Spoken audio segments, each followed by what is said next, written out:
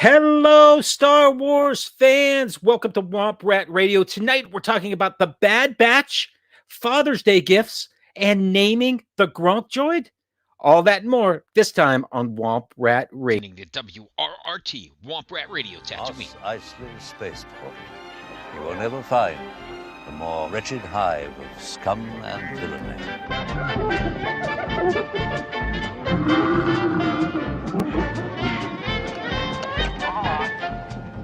Impressive. Most impressive. You are not a Jedi yet. The Force is what gives the Jedi his power. I love you. I know. It binds the galaxy together. I'm Luke Skywalker. I'm here to rescue you. No disintegration. As you wish. Half-witted, scruffy-looking nerf herder. This is where the fun begins. At last, we will reveal ourselves to the Jedi. Feel, don't think. Use your instincts. This is how liberty dies. With thunderous applause. Ahsoka. My name is Ahsoka Tano. Why did you come here? Because of you and your apprentice. You already know the truth. The belonging you seek is not behind you. It is ahead. My name's Rex.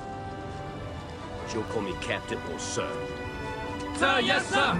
They said 50 years old. The commission was quite specific. The asset was to be terminated.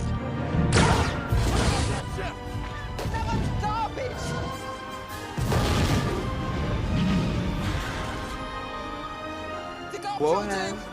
Slow down. Might want to quit while you're ahead. You might want to quit while you're behind. Run the tear this ship apart until you found those plans and bring me the passengers. I want them alive. Help me, Obi-Wan Kenobi. You're I my only find hope. your lack of faith disturbing. He doesn't like you. Sorry. I don't like you either. I got a bad feeling about this. Use the Force, Luke. Let go, Luke. We can't win, Darth. If you strike me down, I shall become more powerful than you can possibly imagine. Put Captain Solo in the cargo hold. Could be worse.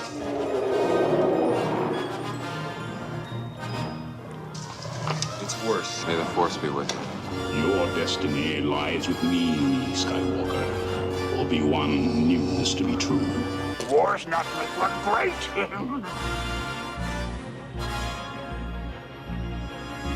You were right. You were right about me. Hey, everyone. How is it going? We're going to jump right into this then. Right into this. Kim, good to see you. Kathleen, good to see you. Let's start with Jimmy. What is up, buddy? Welcome back from a trip to Florida and Galaxy's Edge, my man. Yes, it's just fresh back here live in the Resistance bunker in Louisiana and fresh back from a trip to Batuu. I see the Galaxy's Edge Resistance flag behind you. I absolutely love it. Speaking of stuff behind you, you know, our next two guests, whether it's Stan with his Muppet still back there and a Winnipeg Jets hat on, the Jets must still be in the playoffs, I guess. They're in the playoffs. Yeah. I know that. My team is not. First time in My forever. team is not. I got it. And also joining us, Ed. What's up, buddy? Hey, guys. How's it going? It is going great. Good to see you. Good to see everybody. And it's always a great day when I get to Star Wars with you guys. Definitely. Tatia couldn't make it tonight. Hopefully she'll be here in 2 weeks. We'll see how that goes. But she is having some furniture moved around and stuff like that. So it's all good across the board. But we want to thank you guys for hanging out with us. That's for certain. And, there's always something cool to talk about. But, Jimmy, you're right back. So did you get the Batuu? I did get to Batuu. I did get to experience. We went and joined a Resistance force, and we got taken over by a First Order ship. No! But the Resistance fighters were able to save us and get us back to Batuu. So it was pretty amazing. That's awesome. Headed right through. Last time I went there, I crash landed in Savi and Sons Salvage there. Yep. But, yep. Yeah, it's awesome any way you look at it. So I love that, by the way. And sprung from the clink, eh? That's right. He got sprung. Yeah. So there's what we're talking tonight. We are talking The Bad Batch, episode 234. We're talking about Name That GONK. We'll get to that in a second. But man, you guys watch the Star Wars news all the time, right? Sure. Clearly. Yeah. I don't know who did or didn't spot this, but I wanted to do this tonight for the sake of our children to go over the Father's Day gift guide. I shared the show a few minutes ago. Let me share it again and tag. Yeah, I was just going to say, I got a message with my daughter. Make sure I send them the link directly so they know where to go. And there is some good stuff here. So I thought, you know what, we at least got to look at it, because even if you look at the cover, this, by the way, StarWars.com, there's a link there. Go follow it. You get all the latest. And in fact, there's links to all of the items. But what I wanted to do is at least look at these a little bit, right? Is that fair? Sure. Yeah. All right. The Mandalorian tie and cufflinks, all good. I mean, sure. I don't have to wear a tie every day, though. Once upon my time, I did. I do. I don't. You do? Yeah. Mando tie? Yeah. Believe it or not. Mando tie. I had to wear a tie for a lot of my banking career, and now that's something that has gone. This newer generation of kids, they like it a little more relaxed. Things in the office a little more relaxed. So we don't have to wear ties there is anymore. Talk that we won't be in the fall wearing ties anymore. Interesting. Okay. But yeah, 33 years of wearing a tie. So. So does it have to do with the Jets winning the Stanley Cup, or is it just no? That's just they talk. I wear a Jets jersey. It might be a celebration. No tie tomorrow. I'm wearing my Jets jersey at work tomorrow. So okay. Well, there you go. No tie. You get to wear your Jets jersey. No tie tomorrow. I get it. I get it. The Grogu holder for your phone or your controller is kind of cool. I don't want that, guys. You don't want that? I'm talking to my kids. Okay. Yeah. You got to talk to them. I swear, somewhere here I have a Darth Vader one like that. But speaking of Darth Vader, let's go to the next thing here. So on the left, that Vader statue is absolutely phenomenal, but it's $600. I was about to say, those things are usually pretty expensive. Oh, man. I did look into it. I think I have one around here of those, too. Do you have one like that? Well, mine's about this big, though. It's a little smaller, but I love that scene. Clearly, you know the scene. Join me. And, yes, Cloud City. Classic. Mm-hmm. Now, on the right-hand side, the I Am Your Father's Day 2021 limited edition commemorative Darth Vader Xbox controller. I may or may not have pre-ordered this for myself, so Jolie, Luke, Nick, I might have it coming. You mean for your dad, right? Yeah, I got it from my dad, but Dad, I know you're going to say I can have it. So. Yeah, he probably not going to want it. He That's doesn't cool. even he doesn't even have an Xbox. I'm also going to say, Jimmy, when I follow that link, there is a Rebel one of those that looks like a pilot, which is kind of cool, but it wasn't the quote-unquote 50th Lucasfilm anniversary, but it was kind of cool. Nice. I thought so. So, I mean, any of this stuff? Funko Pops. Lucasfilm 50th? It says Lucasfilm 50th, yes. Mm-hmm. Which, by the way, I shared. New Hope is the 45th next year. Well, so that's Lucasfilm. No, I realize that. So is that Lucasfilm this year 50th? This year 50th, yes. Yeah, okay. So that goes back to the TK 1138. Was that the first movie? That should be even longer. That should be older. That's the one that was 50 years. He was still there's a poster when he did that. There's a poster in D23 magazine that is all of the films. Before you move on, Sam, I'm assuming none of you would be disappointed if you get this, and I'm not going to be able to hear you while I do this, but. Oh. Jimmy, hold on, man. We're going to spotlight you there, buddy. I like it. There we go. I like it. I'll let you enjoy this. Yeah, I think Ed's got one of those too, doesn't he? Maybe. I don't know. Yes, I do. I do have one. You guys know, from before that, well, me and Ed and Sam, you too, we're all fans of the Black Series helmets from. Yes. So that's the latest one I got. And I knew he was not far behind. There we go. Got it. So he actually got right hit before there, man. me. I like it. That is cool. How's it fit? It's okay. It's kind of tight getting over the temples, but once you get past there, it's fine. What I've found is you have to kind of tilt it. You have to tilt it back and then go over your head and scoop it on. Oh, okay. Also, I agree. Also inside, Those red lights. but it also has the little headband. Oh, right. Yeah. In the bottom. So you really got to pop that out and have it fit your head, which for me means it's open all the way. Right, just take it all the way out.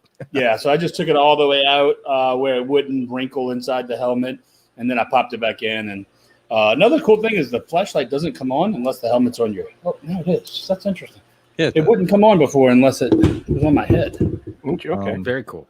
So you guys pre-ordered those, right? Correct. Because during the Mandalorian season 2, you pre-ordered it. Correct. Yeah, as soon as they were available. I did too, and I haven't gotten mine yet. So different story. But Jimmy, you saw those in the Hollywood studios, right? I did. They definitely had them in Hollywood studios. Same exact box and everything as the Black Series. I thought that, wow. I don't know, flying to Disney, I don't know if it would have benefited me because I'd probably had to pay to ship it home. But why would you wear it home? Well, you could wear it on the plane. I guess I probably could have taken it in the box. It's my COVID mask. I probably could have taken it in the box as a carry-on, but I was thinking that, there it was $119. Okay. But you get your 20% annual pass discount. You get AP discount. That's beautiful. But you could pay for it to be shipped home then. So it's still the same cost. You get it shipped home. Yeah, but if I'd have taken it home, if I'd just carried it on the plane, it'd been cheaper. Mm-hmm. That's cool. That's really cool. I didn't think about that, but I already had it. So, but if you're interested in buying one and you're going to Disney, especially if you're driving, you're better off getting the 20% discount at the parks and taking it home. I could fit that in my suitcase. The box, the box is big. The box. Yeah, but I go with an empty suitcase. Oh, do you? You have to. It'd still be tough. Well, my carry-on suitcase inside my check suitcase. Yeah, that's smart. So when I get home, on the way back, I have a completely empty suitcase to I do that. When we go for November for the Disney Nerds podcast meetups, usually I travel with 2 suitcases. One's full of like swag and stuff and, stuff we give away at the scavenger hunts and stuff like that. So on the way home, that's where we put anything we bought along the way. Mm-hmm. Kim built a droid. In the Droid Depot. While we were there. Cool. Man, I shared a video that Wyatt had taken at the airport when we were waiting to fly home. This is a great story, by the way. Yes. Mm-hmm. So we had ours in the little bag. Like Kim, we bought the package with the little backpack.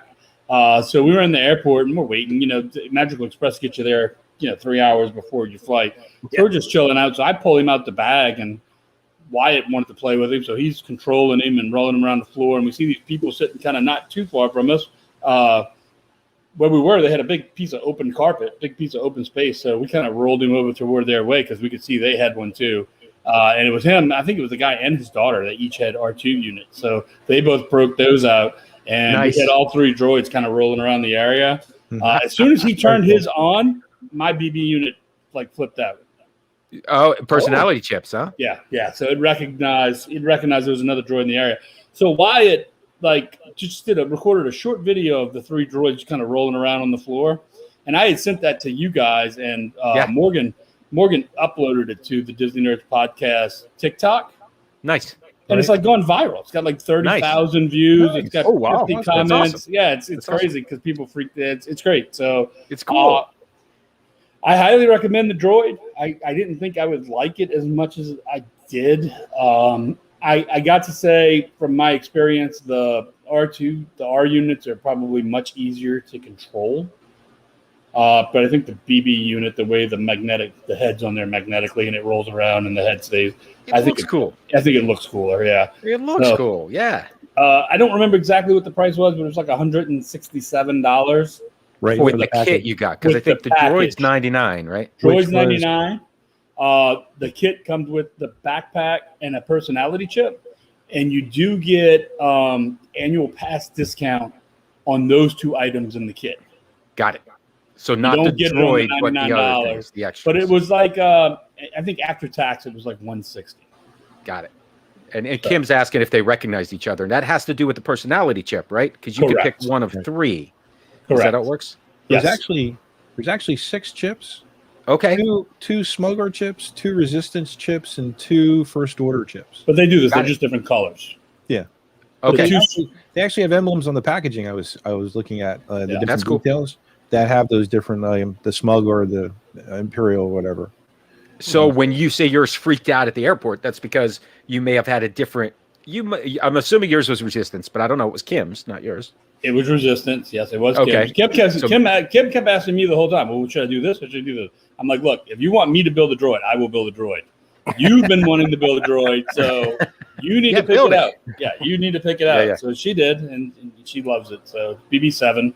And the Kim in the chat, you need a couple of those for your classroom, I think. That'd be cool. Oh, definitely. Yeah, she has the... Well, they used to have the Sphero. Grogu.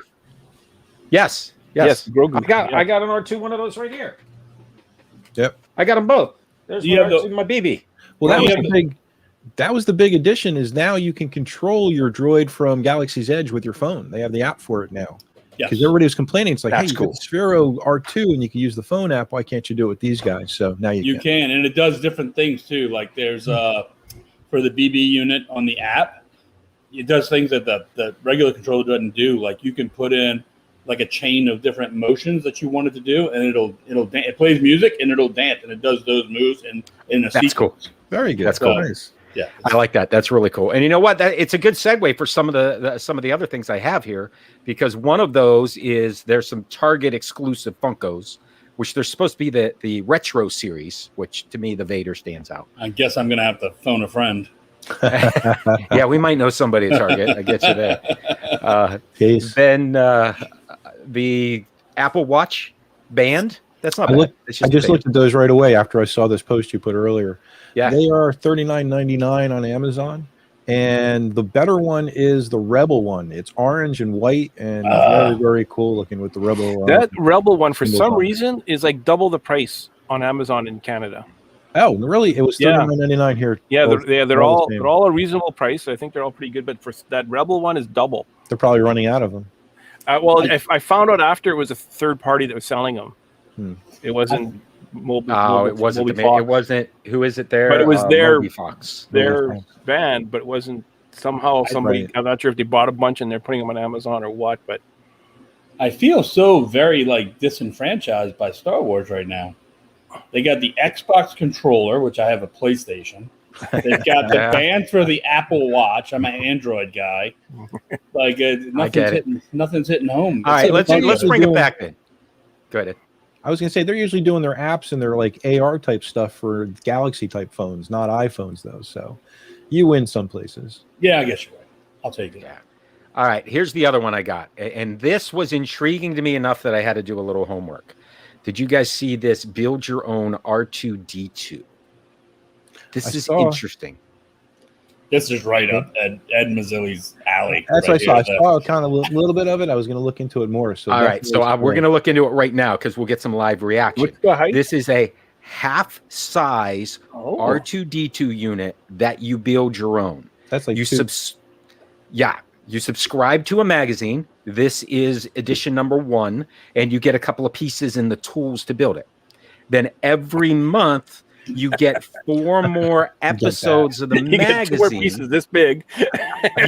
But look at it. You get more pieces. You get the Galaxy bit. You get all of this stuff, schematics to build the entire. This is a half-size R2-D2, fully functioning. And in 5 years, you have your R2-D2. Well, it's not 5 years, but let's talk about this because that was my next thought. Okay, so you can subscribe, and your first shipment's only $1. Okay. The second one's $7. Okay. Then they go to $13.99. We're going to say $14. I feel like I feel like this is one of those things back in the day when you got 10 CDs for $1. That's exactly it. I think I still owe them guys money. Right. Exactly it, Jimmy. Exactly. So of course I had to go. All right. So how many are there? So here's what I learned. Ready? 100 assembly stages. Oh my God! Crap! Even if it's $3 a pop, it's $300 at the lowest cost. Okay, so the first one is 2 stages and the screwdriver. Afterwards, you get 4 packages every month, and each one's $14 plus $2.50 shipping for each one. This is a $1,500 droid. It's a 15. That's exactly what it is. Well, that's the next question. Does it actually work? Yes, it works. Fully functioning. fully functioning, app controlled. The pieces come in and out. It is a fully functioning half height R2D2, and you guys need to look at this further and tell me what you think, because that's a lot of money. Metal parts or plastic parts? It's metal. Yeah, it's metal. Metal. It's 14. It's basically $50 a month for 4 years before you have a built droid. I want to see one moving. Before I spend the cash, I want to see one moving around. If we have time, I'll bring up the website. Yeah, maybe we'll just get that one that's at Galaxy's Edge already. Yeah. In fact, let's look at that real quick, because I kind of thought it would go this way. Well, I had somebody yell at me saying that, hey, if you're going to go do the droid thing, you better not build an R2D2 droid, because if you do that, you just wasted how much money. You could buy the droid inside the shop, and it's like less expensive. And I'm like, it just seems like, why would? But you can't customize. That's what I'm saying. That's why if you build an R2, why would you do R2? You got to start. You got to customize it. I got it. I got what you're saying. If you build identical to R2, it wouldn't make sense. Right. All right, we're jumping out here live right now. I'm going to jump out to that website because we're going to take a look at it. And of course, it's super easy to subscribe right now. You also get like T-shirts and things along the way. Early bird, which isn't too bad. There's the fully. Only until August. Yeah, I'm not exactly sure why, but there's a full-blown thing here of how this sucker works and everything that it does. Better do that. And that. That's what the first thing that came to my mind, but I didn't say it because it's like, how could it do Princess Leia? That's it right there. Yep. Wow. It looks really cool. The details are there, the servo motors, and everything is part of this sucker. You think we should that chip gets in into all of the details of how this thing. It's even got lightsaber hidden in it. It would be too tough. Should we what? I'm sorry. You think we could go back? You think we should chip in, and each one of us could have it for 3 months out of the year? Yeah. Is there a saber in his head? Somebody's got it. The problem is it's going to be. There is a lightsaber in his head right there. There is a lightsaber. I don't know if it flips out of there.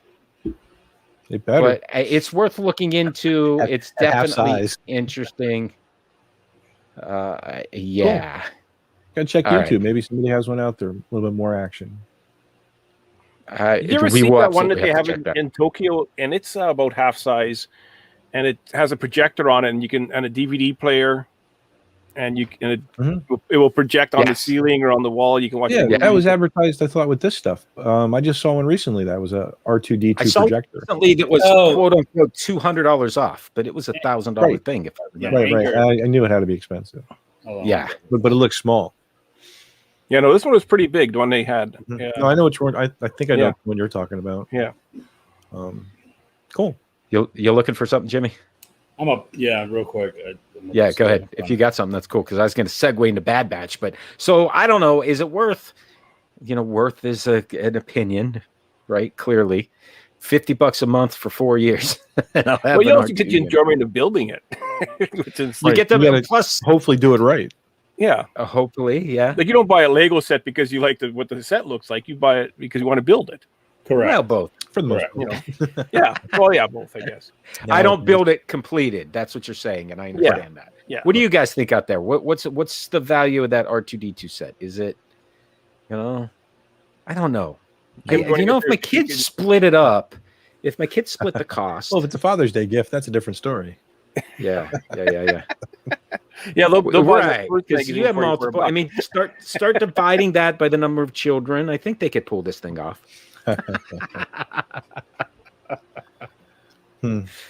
Jimmy, you find it? Or yeah. What do you got? Oh, nice. There it is. The one I was thinking of. Yeah. Yeah. Is that what you were thinking of, Stan? But a little different. No, the one I'm talking about is a full size R2. Yeah, it's an R2D2. Oh, see, this is just I think this is a projector that existed, the Anchor Nebula, and they wrapped it, they painted it or whatever to be R2D2 and just made it cool. But so this is something, I don't know if you buy it because you're an R2D2 fan or if you were looking for a projector and now this makes it cooler. And just in case you're actually looking at this one, 200 lumens is not that good at all. No? Yeah, it's not that good. You need a really dark place to. We have a 500 lumen projector that we thought would be able to use outside in the sun or in even in the shade. It just wasn't doing it. Oh, it does do sounds inspired by R2-D2. Oh, that's cool. Okay. That is cool. I mean, if it's dark out, it's going to work That's good. perfect for inside. That's perfect for your room. That's perfect for, a lot of different applications. Yeah, just not. Yeah, I got you. Yeah. It's fun. Cool. That's fun. I like it. That's fun. Very good. All right. Bad Batch time. Is that cool? Yeah, sure. That was fun to start with. So, because we didn't get to talk about Bad Batch last time, we talked about the Star Wars Hotel and we talked about other stuff. And so let's get back to before you hop off. You have to acknowledge Kim's last comment, the comment before last about the R2-D2 you built. Yes. Yeah. Sure. Yeah. You get to bequeath it to your. I was about to say, is there a beneficiary? Can I leave? Like if I kick the bucket before I finish building it, can it get passed on to one of my children? Yeah, I think it has to. I mean, yeah. As long as they pay a subscription. Hello, Stan Solo. Hey, Louis. Good stuff. All right, let's get into some other stuff here. The Bad Batch, which is getting good. Right, there were 4 episodes since we last talked about it. Episode 2, 3, 4, and 5. We'll touch on a few of these, and I'll ask you guys some of your thoughts on them because I noticed a bunch of cool things. Mm-hmm. But if I thought first we should talk about some of the characters, because really, when you look at the Bad Batch, it's sort of evolved a little bit. Hunter, Wrecker, Tech, Echo, and Omega now. Not exactly sure what's up with Crosshair. It's getting an interesting storyline. At this point, we've also seen Saul Guerrera, which is kind of cool. We've also seen Fennec Shand. And by the way, these are the posters that Disney puts out. So I'm sure these are characters that are going to be around for a lot of the series, right? These aren't just your one-offs. And the last one that we just met was Sid. CID Sid. So that's sort of our new characters coming into this, and Omega and Sid being the net new that we haven't seen in the Star Wars universe before, but it's kind of cool getting new characters. I thought it was great that they used Ming-Na Wen in it to do the voice of. Mm-hmm. Oh, that voice had to be set up ahead of time, but before the Mandalorian episodes, maybe it was all tied together. But it's cool. I mean, it's one of those things. It's one of those things like. I kind of saw her, and you think, but then you heard the voice, and Ming-Na Wen has such a you knew exactly a recognizable voice. You know exactly, And that as soon as she spoke, I'm like, holy cow! Yeah, the orange helmet kind of gives it away. But then I had a similar thing when Sid spoke for the first time. When you first saw her, though, she didn't have the helmet on. She didn't have the helmet. She spoke before you saw the helmet. That's right. Although Sid, when I heard that voice, I'm like, wait a minute.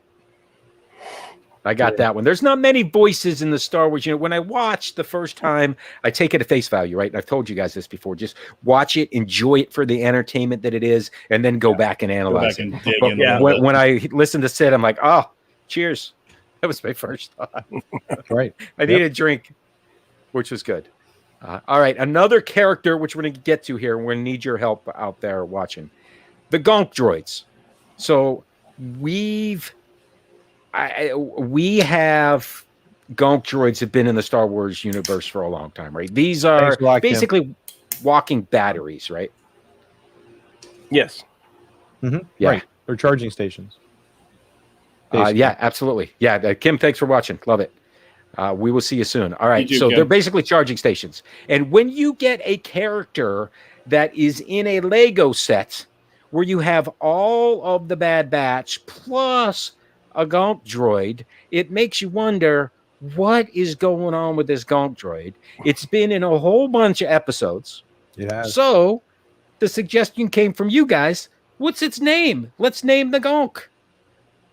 Because there's a name out there. Name that GONK. What were you guys thinking? I know a couple of you had ideas. So Ed, what were you thinking with it? I don't know. There's so many. The GONK, to me, right away, the first thought was Goose, just because of honk, GONK. Okay. But I don't know. You guys throw one in there. Well, I go ahead, Stan. Well, I'm thinking, how Wrecker's he works out with the GONK. He works out. That's what he's doing in that image. Yeah. He's picking him up. He uses it like he's a dumbbell. We're just gonna call him dumbbell. Yeah. Dumb B311. B. That's it. Dumb Bell. DUMB311. Yes. Cool. I like it. Dumbbell. That's the one I came up with. Drop the U. Dumb B311. How would you say it? Or DM. Originally, I went DM311, but I thought, yeah, that might work too. DM311. Yeah, no, I think the DM would work definitely. That's awesome. Overall, that's pretty cool. DMB311. Yeah, that's a good one. I love it, man. Dumbbell. Dumbbell. For short. It's Dumbbell. Yeah, dude, that reminds me of Chopper. When you look at Chopper and his, I love that. Yeah. I think we have a winner. I can't come up with anything better than that. I can hear those guys calling him Sparky, kind of out of nowhere, because that's his job. But he has Sparky. He's a plug. Episode. Yeah, he's always been hanging around, and they recognize him, like they talk to him as opposed to not. So yeah, well, it's interesting you bring up Chopper because is there any other droid that just has a name? Well, and Chopper comes from the CHO dash whatever. They don't call him that. They never call him that. They've always but Chopper, they don't call him C3PO. They call him 3PO. Which is kind of a name. Yeah, but it started with that. I am C3PO, but Chopper's Chopper. Yeah, right. I don't know. It's like, he's got a completely different name and probably a bigger personality than. Even though he doesn't speak, he's got a huge person. Chopper has a huge personality. That's actually you can understand Chopper pretty good. Yeah, sometimes. Right. That's Dave Filoni as Chopper. Okay, I'm going to throw a really random one out there, and I'm going to have to research it. But I think Wedge Antilles has a droid that he kind of hangs out with that has a name. Cool. There's also the droid in the Millennium Falcon. In the pre-show with Hondo, isn't there the droid that's got the teeth drawn onto him? He's got a name. That's R5D4. Oh, I thought he had a real name, though. They call him something else. I don't know. Okay, well, anyway, we'll have to look at that one. But I think he had one of those type of names. Like, what about Hans or Lando's droid in the Solo? Lando's. What did he call her in the Solo movie? I was thinking about her too. I want to say it was a number, like letter denomination, but I can't be L3. Sure. L3. Yeah, I think you're right. Mm-hmm.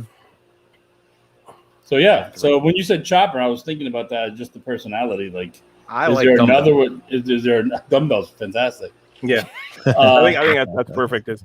Come here, Dumbbell. They're picking him up. We got to send that in. We got. I don't know how, but we're probably going to find out in the next couple episodes. I think it's going to come out. So I found one hint while I was going through images to collect for this one. I'll show you guys the hint that I found. Although Dumbbell is the best, and that was some of these things that have been on StarWars.com. They sort of show you the beginning of something, and when it comes back. But just like in Star Wars, the Clone Wars, Wrecker once used GONK. How would you GONKY for his weightlifting routine? GONK. So that's too easy though. It's just putting a Y at the end of the GONK droid. There's the name. Yeah, that might be it. That's the only reference I found anywhere. Dumbbell is better. I could see him saying that name too, GONK. Like anything with a Y on it, it's his like mentality. Yes. So. Perfect. It just picks him up. So apparently that's a scene from the Clone Wars. I don't quite recall that, but the Bad Batch in the Clone Wars. That's cool. Right. Just another cool thing, because you were talking about Filoni doing Chopper. What's his name? I'm not gonna remember his name. The guy that does the voices for all the clones, Dean Bradley Baker. Mm-hmm. Yeah, he does them for all of the Bad Batch too. Yeah, everyone. As different as their voices are compared to the regular clones. Yep. The rest of the clones like Rex and they have different inflections. He does everyone. He does everyone. I want to see how they do the show. I got to imagine he does all the lines from the one voice and then they mix them together with the other voices. I would imagine. I'd love to see it. That'd be freaky if he doesn't. He's just in the room doing voice to voice. I would think he'd do all the lines. Yeah, I would say he would do. We know this.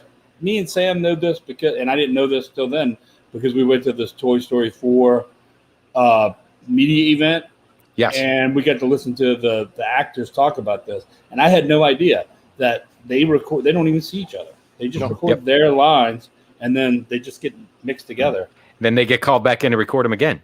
Yeah, if it doesn't play off right. But they don't. You would think like some of those, when it's two people talking back and forth, one would be in one booth, one would be in another booth, and they would play off of each other. but they don't. There's actually some movies out there that they do that. Like there's a Pacino, De Niro movie where they weren't even together in the whole movie. They just kept showing scenes with the back of the other guy's head. That's crazy. The whole way through. The D. Bradley Baker, I believe, also does all the creature sounds too.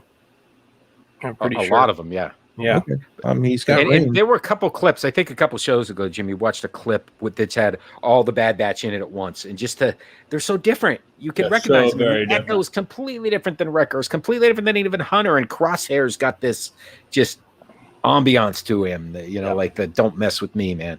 So who is he? I don't know. Crosshair or yeah. Like they did all the one guy's designed like he's pretty much Rambo. Oh yeah, as far as who that he's a sniper. Yeah, but he reminds you of somebody. I can't remember. I'm not putting my finger on it. Ed, you did it best when you said that these guys are the A-team, really, when you think about it. Right, but I think Crosshair is Clint Eastwood. Could be. That's what I get. There's another guy that I think of that he's got white hair. I'm going to figure it out, and I'll tell you when All right, figure it out. Let me jump back in here because let's talk about the first episode, which was Cut and Run. And I have to call Ed out on this one, man, because when we watched the end of the first episode and did the Womp Rat on it, that was a couple of shows ago, the question was, where are these guys going at the end of that episode 1, the 70-minute long thing? And you called it out. They're going to see their clone buddy that defected. Cut. And that's exactly what they did. Nice. That's exactly it. And another one of the things from StarWars.com, it's they went to see the deserter clone trooper Cut. His family first appeared in season 2 episode of the Clone Wars, The Deserter. I'm not sure which one that was. So that was cool. And this one started the whole thing about the Empire changing out people's identifications. And that has progressed through a bunch of different episodes now. That's like the main story on every planet. It's the chain code stuff, right? Right, the chain code. Which we learned about in Mando. It was even referred to quite a bit in Mandalorian, if I remember right. We'll get to that because chain code was big. There was also, sorry. No, sorry. Good. There was also some 8D series droids, which have been everywhere. So we saw these guys first in Return of the Jedi. Then they showed up in Galaxy's Edge, then the Mandalorian, and now there's one in the Bad Batch, which was kind of cool.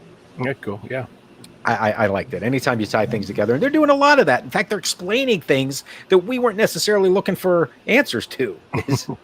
Well, that's the best. Well, yeah, that's the best, right? So we'll get to that in a second.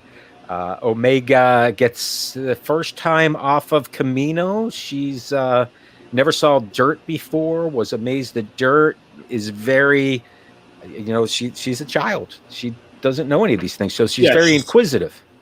She's only been on a station in a planet that has nothing but water. Yes. So very intuitive, which gets her into a little bit of trouble. As we see some creatures from other Star Wars episodes, but she gets out of this. But it was interesting just to see the innocence of her. I think that guy's in Doc Gondor's. On the wall? I think he might be. I think his head might be. Yeah, his head might be. Yeah. His head might be. He was in something else too. I forget where, but that is a Nuke, Neku. I think that was in episode 1. Is that one of the monsters that was coming over Padme and Obi-Wan and Anakin? Similar, but not quite. Similar. Okay. Yeah. Okay. There was another cool thing here. So as this episode progressed, and it was interesting that it took Tech not long ago to figure out how to create the little chain code card so we could get it. But as they were leaving, that is a Star Commuter 2000, which is the Star Tours. Similar. They're very similar. It's definitely in that it could be probably an earlier version because it kind of has that 50s curve to the front windshield. Like it kind of goes down there as opposed to the squareness of the current ones. Very cool. So the one now is a Star Speeder 1000. Now it's a prequel from the original. Yeah. Is that the time? No, the timeline we're in should be later. I'm not sure which one we're riding in today. No. I'm talking about the one on Star Tours. Yeah, I'm not sure. I think it's a Star Speeder 1000. I think so too. You're right. Definitely the same company. Same company. I love here too. It looks like maybe this guy's going to be in the band someday. The way they connect things together, could be. 14 years later, whatever. So that it was a good episode. We learned a little bit about Omega. She doesn't know much about what's going on. Takes us to the replacements, which is an interesting episode. One of the things I noticed here, and I want to talk about this for a second. In this episode, Wrecker smacks his head somewhere. And ever since in episode 3, 4, 5, he's complaining about a headache. Right. Is this the chip somewhere? What are they setting us up for here? That has to be the chip. Yeah, I would say so too. It makes me wonder what the heck's going to happen here. I don't want to see anything. You know what I mean? Because up until now, no one's really shown any effects of the chip. Hunter's never acknowledged it. Wrecker's got a headache, and Echo we know has it removed, and Crosshair clearly we know what happened. See the Jedi at all in the first episode? Hunter saw the Padawan. He wasn't with the Jedi when Order 66 happened. Yep. Because Crosshair was he running away from? Oh, were they? Well, they went separated. I'm wondering if he hasn't seen a Jedi Kanan. since Order 66. They went after Kanan, right? Oh no, they haven't. Since. No, but I mean, like Hunter and Echo saw Kanan. Or sorry. Oh, that's right. But has Wrecker seen a Jedi? Crosshair suspected, and he wanted to make sure that the guy actually fell to his death. So right, he didn't see him. He didn't see him, but he definitely was carrying out Order 66. No, he saw him because he's taking shots at him. Yeah. But I don't think I don't know if Wrecker did or not. No. The only one that took shots at Kanan was Crosshair. Right, so Crosshair saw him, and Hunter saw him. Right, and Crosshair was showing signs of the chip taking some effect. Yes. And they realized that when they did that simulation, and they separated him and then put him in that machine that kind of intensified the effect. They turned the chip up. Yeah. Exactly. And which ultimately leads to those guys really trying to figure out what's going on with Crosshair. And that's what this episode was about. This episode, what's happening with him. Now, wasn't this also the episode we found out the Empire is on a budget? Yes. That was the episode where Tarkin comes in and says, we don't need your clones anymore. And I think that's where the term replacements comes from, because I'm blanking on this guy's name, and I have a feeling he's going to be important later. But he says, hey, I have an army of trained soldiers that can do what the clones can do, but better. And that's sort of where this happened. And we know they can't, right? This is where we think the stormtroopers end up not being able to hit him. Right, this is where stormtroopers come in, and we know they suck compared to clone troopers. Well, shooting anyways. And it's interesting because the Caminos say that. They're like, there's no way they can. Right. It's shooting, they're terrible, but also maybe because, and you like Stan said there, or Ed said, one of you said, hinting toward budget cuts. But in the animated series, in Rebels, the clone guys kind of make fun of the armor that the stormtroopers have. Like, that's nothing compared to the armor we had. It's junk.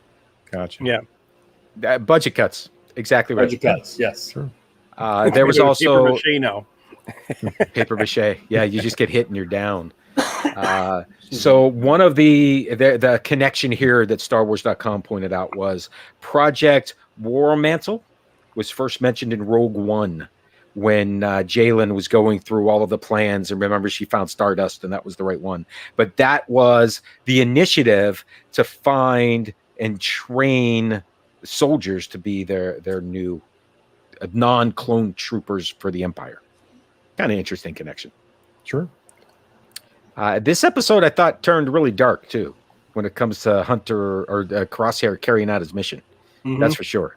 The soldier follows orders. Well, there's no redemption for him now.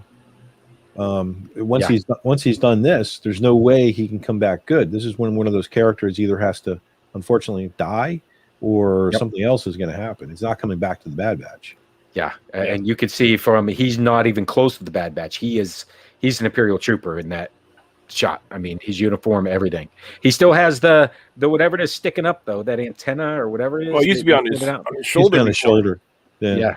You still got it there. So You identified. But he wasn't the one that actually shot at the civilians. He ordered the other troopers to shoot at the civilians, and he walked away.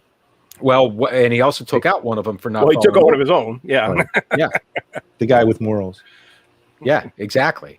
And then we end up there with Crosshair trying to figure things out. I think, or I'm not figuring things out, but I'm a soldier. I follow orders. It's interesting. Yeah. So he did take a look at the marks on the wall when they got back to the barracks, which kind of a flashback to the. Yeah, he's definitely conflicted. So the chip is working enough to control him, but not as much as it did on every other trooper, right? Well, they turned it up too, right? I was going to say, yeah, they put him on the table and they juiced it up. They intensified it. Yeah, they intensified it.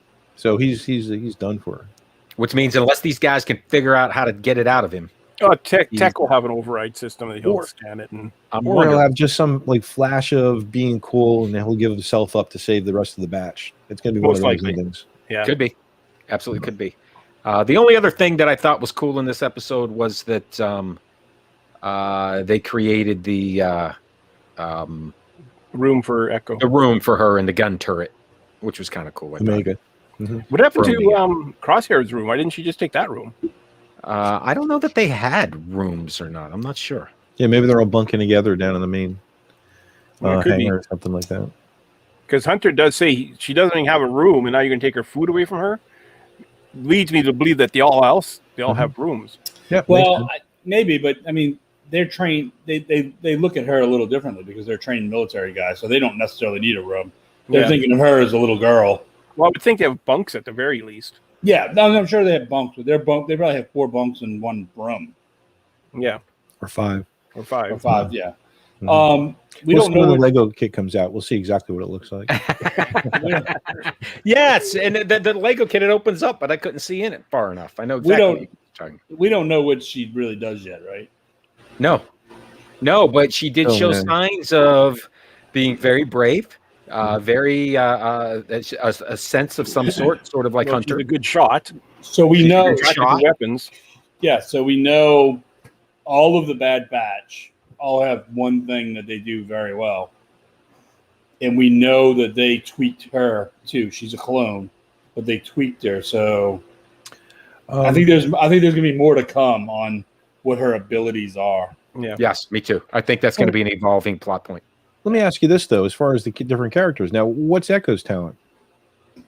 He's part robot. He's the droid. They dressed him up like a droid. I understand, but I'm saying it's cool because we know the tech guy, we know the tracker guy, we know the muscle guy. Echo's like the Swiss Army knife guy. No, because literally. Echo was an original member of Clone Wars. No, I understand that.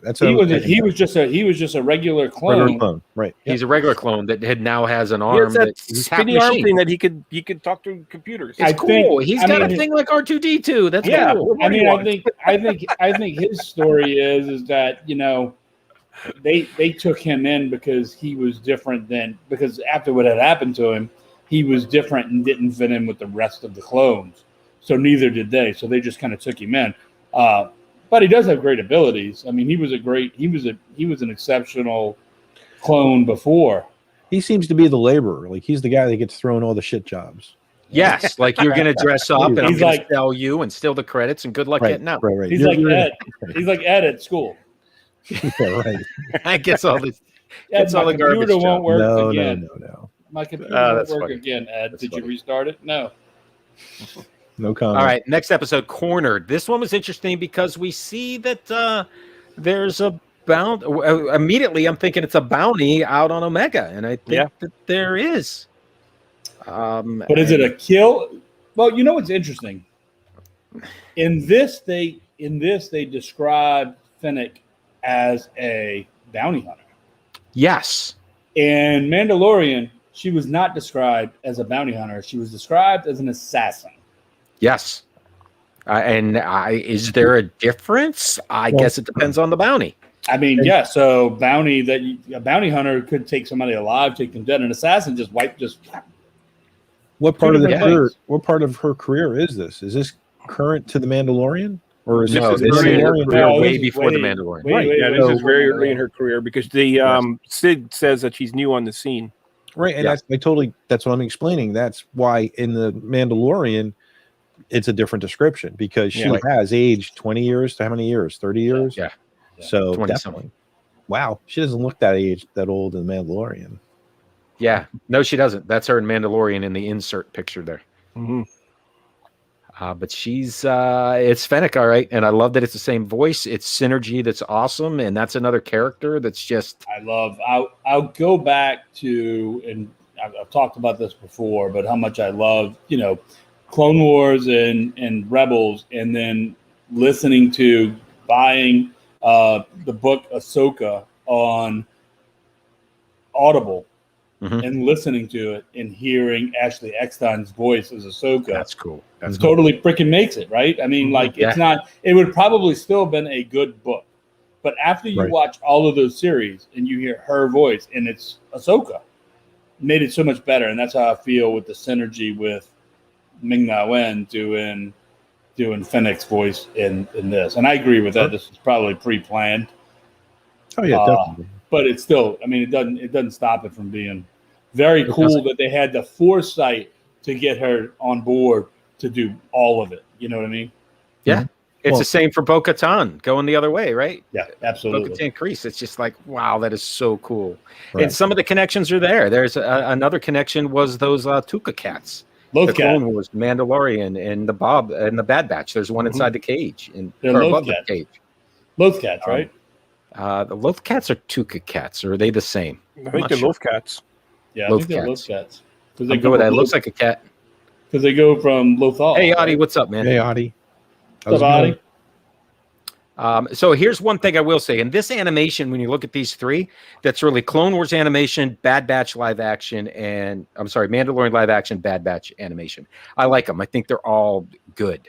This next one, which and there's one in Galaxy's Edge too. There is one in Galaxy's Edge. Sleeping. Sleeping, the tail going. Yep.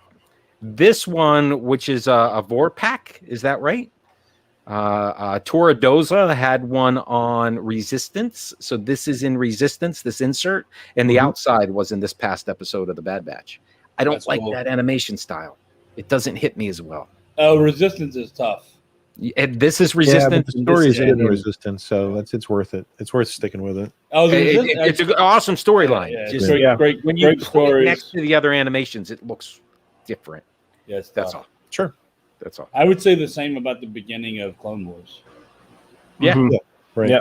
The very beginning, the first episodes, like the Clone Wars movie, and then the first season, the animation's tough to watch. And Filoni will tell you it was the technology. It evolved that much in 7 years. I'm not going to argue with Dave Filoni. Yeah.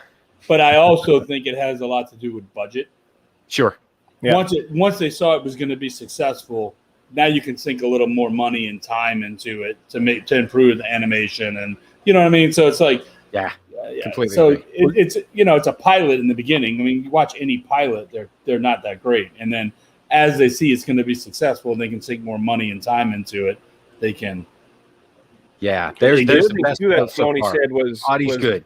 Audie likes it. They spent so much budget on creating characters that once they have that character created, they could reuse it in future episodes, but they still have budget to create more characters, and then they're able to finesse them more and create. Which is Fennec. Develop them more. Where you go back and you come up with the origin story.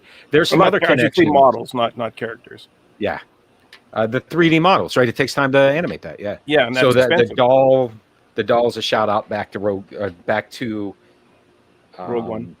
Rogue One. That's where I was going with it. Jalen Erso's. I missed this, and I was going to go and look for this clip. But the location where they met Sid was from The Empire Strikes Back, where Han referenced having some trouble with the bounty hunter on that planet. Yes. Oh, good. I didn't know that, and I tried to go back and get that clip. Was it Ord Modell or something like that? Right there, Ord Montel. Oh, yeah, I missed that. Yeah. Ord Montel. Yeah. So that's kind of cool. That's the planet they're on, and that comes straight. That's a connection we weren't looking for, but it's like cool. Yeah, Han says in Empire, he says, ever since I ran into that bounty hunter in Ord Montal, I realized there's a price on my head. And maybe that bounty hunter, which, by the way, we've transitioned into episode 5, Rampage, maybe that bounty hunter is somehow attached to Sid. Because this is an intriguing character who once worked with the Jedi and helped the generals of the Jedi during the Clone Wars, and now is coordinating bounty hunters. And at the end of this whole thing, this whole last episode, she comments that the Bad Batch must be worth a lot of money. I'm like, whoa, wait a minute. In this episode, Omega shows a lot of intuitiveness. Yes, by identifying this, you are, because she lied and said she wasn't Sid. Right, and they all believed her and said, "Oh." But Omega figured it out, like, you're Sid. She goes on her, I found Sid. Yeah, that's it. They're like 4 feet away. Yeah. She points out. It's not a toy. That is so good, though. That's such a childlike intuition, right? I found him. My favorite line of Sid's was, "Oh, it's so cute. You're telling me like I care." When they were explaining something to her. That's a Carlo. It's a good voice too. So it is, and Sid's going to be around. This is a main character. We saw a poster. She's going to come up again. This is episode 5, and we have a lot more to go. If you think about it, it's the Carl Weathers of this show. Really, it's the same character, right? He's the bounty hunter, the guy that runs the bounty hunters. Yeah, that's exactly right. The Wrangler. And along those lines, this was a heck of an episode. One of the things that we also learned, we don't have a lot of time here, but from Sid, this was a cool connection right here. The fact that Bib Fortuna was in here. And I didn't realize this. Talk about the synergies there, Jimmy. The same actor that was in The Mandalorian voiced this. Oh, no kidding. It was also the same actor that was in The Phantom Menace. And so they were getting the Bad Batch to save the Rancor. Right. So that's the next question. Is it the same Rancor? I don't know. That Luke killed. Oh, Jabba's. Because clearly Bib is collecting the bounty. There's a bounty on it. Right. For Jabba, yes. I'm assuming we were to assume it's the same one. Yeah. I never said it. We know it's Moochie. Right? It's Moochie. I don't know if do we know a name of that Rancor in Empire? I don't know. It was named in some kind of it's no longer like Legends. It's a legend now, yeah. But it's also the Garmanian guards are there, and that other guy's not in this picture, but the guy at the end that cries when Luke takes it out. Oh, right. He's there too. The Keeper. I thought so. I got to go back and I'll look at it again. If that guy's here, then that's your connection. That definitely tells you that yes, that's the same Rancor that Luke. That's killed. the baby Rancor. Keeper. Oh, look how cute they are. Until they get bigger. This is answering a question we never had. How did Jabba the Hutt get the Rancor? Right. Yeah. If you're lucky, legit. That's what makes the stories so legit. Is they tie it into reality. Yeah. If Star Wars reality. Yeah, reality. I'm not sure about reality. It's tied to our reality, which is the original trilogy. That's what it ties to it. Right. That's exactly. I buy that. Yeah. If you're lucky and you make your way to Batu and go over to Savi's, you may be able to make a lightsaber with one of those Rancor teeth. Ooh. That's right. I love that idea. So basically, we're left with Sid operates a work-for-hire business, employing people like the Bad Batch to take on assignments. And her last quote was, "You guys may be valuable," when they cut away from her. And that's where we stand with them. So, and the question, and that leaves it so open, right? So, yes. Valuable how? Valuable if she turns them in, or valuable puts them to work? Right. Sure. Go and get me this bounty. They came back with a Rancor for crying out loud. Or are they valuable because they could be someone's bounty? Right. But she's good at keeping secrets. Where they are. Yeah. It could be both, right? She could be like, maybe they're valuable in one way or another. Right. Doesn't matter which to me. I like when Echo picked up like that crossbow wrist weapon. And she turns it on and it pops open. That kind of like the laser. Like I said earlier, she's attracted to weapons. Yes, clearly. Like this is now the third time we've seen her grab a weapon. Yeah, that again. Clearly. So is that now her weapon? Next week is she gonna be using that? I bet. That was cool. The one at the end, like the crossbow thing. I know exactly. Omega. Yeah, he went down. He jumps down that hole, and Omega. He jumps down in that hole and goes out after stuff, and comes back with the battery that they were after. Yeah, She's a hunter. There's a lot of intuition there. That's character development if I've ever seen it. So Omega is definitely special, and we don't know how yet. Yeah. Maybe she had all their traits. Maybe she's got them all. That's it. A little bit of all of them. Well, I thought about that too. What if she's a combination of all of them? That's kind of what I'm thinking. We'll have to see if she tracks somebody this week coming up. Like if they took if they took all the changes they did to the 4 Bad Batch, and then put it in one person. Yes, she's a good shot. She's intuitive. She has some ingenuity. She let the Rancor out, for crying out loud. The other thing is, and Tina hit me. Omega. Yep, Omega. The end. Tina's right. She's the end product. She's the end. Yeah. You're right. That's what I said originally. Was like, who's the alpha then?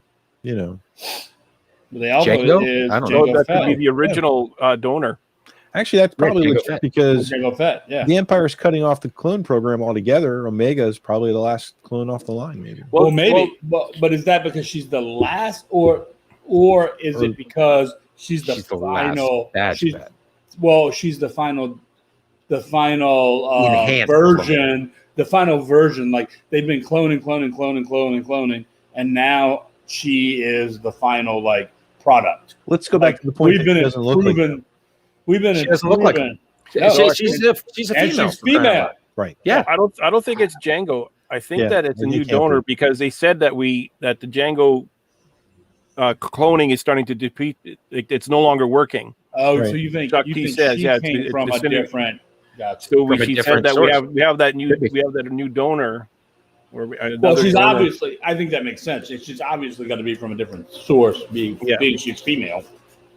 And blonde hair and brown eyes. This is why we're going to watch the Bad Batch. This is why we're talking about a cartoon for 30 minutes after we talk about all our questions. Yeah. So much better than a cartoon, and that's perfect, Tina. We're glad. We're happy for that. That's for sure. It's. I would say calling it a cartoon is definitely underserving it. It is not. It's an animated series. It's animated storytelling. Just like Mandalorian is storytelling, this is storytelling, Resistance is storytelling. All of it is about storytelling, and I mean, we could go to the book Ahsoka, right? Yeah, and talking about that's storytelling, right? So, just hearing that voice and having somebody read it to you with no visuals is still storytelling. So, just because it's animated or live action doesn't really matter. You still get the story the same way. We're all feeling that way, Tina, because at 3 a.m. on the East Coast, at 2 a.m. for Stan, so he gets a little bit earlier than we do. Well, I get up at about 5 and watch it then. So before work. So Stan's watching it before work. Yeah, I watch it before work. I stay away from social media just in case, and it's been because I'm looking forward to it. I don't know what next episode has. Are we going to see? We might be back to Crosshair again. Any thoughts on where we go next from there? Yeah, it's random because they keep going back. We pick up a Crosshair story. A one for episode, which has no storyline implications to a storyline episode. So probably a storyline coming up. Yeah, I think we might see. There's definitely character development in everything they do. I think we're getting back to Crosshair. I think Omega is going to use that weapon she picked up next week. Maybe. All right. What's the line? We're playing some bets. Yeah, I think we need to Crosshair go down. That's the bet. No, that's the season finale, man. That's what I'm thinking. It doesn't have to be monetary bets. Like whoever loses the bet has to wear like a bowl on his head the next. Next podcast. Audie is with you. This one's debatable. Does it beat Friday Night WandaVision? I don't know. WandaVision got good there. WandaVision was so out in left field that that's kind of an odd. I don't know. I loved WandaVision. That was I was so much into it. It was just it was good. You expected. You didn't know what to expect the next week, basically. You didn't know what to expect. That's exactly right. Which I think Loki's going to be that way. Not to jump Marvel on you here, but we'll see. Period. We got that coming up. So it's been an hour, guys. Thank you for your time again. The hour has flown by as always. I know that Ed and Jimmy, you guys have other appointments. Stan, thank you for being here. Thank you guys for joining me. Go Jets, go. Yeah. Sure. You know what? My team's out of the race. So, although it would have been great to play in the finals there, but we all love it too, Tina. We got you there. So, Viva la resistance. Viva la Resistance. Sure. And for everybody else, may the force be with you. Bye-bye, guys. With us. May the force be with you. May the force be with you both. May the force be with you. May the force be with you. May the force be with you. May the force be with us. May the force be with you. May the force be with you. The force will be with you. Always. Remember, the force will be with you. Always. The force is with you, young Skywalker. May the force be with you. May the force be with us.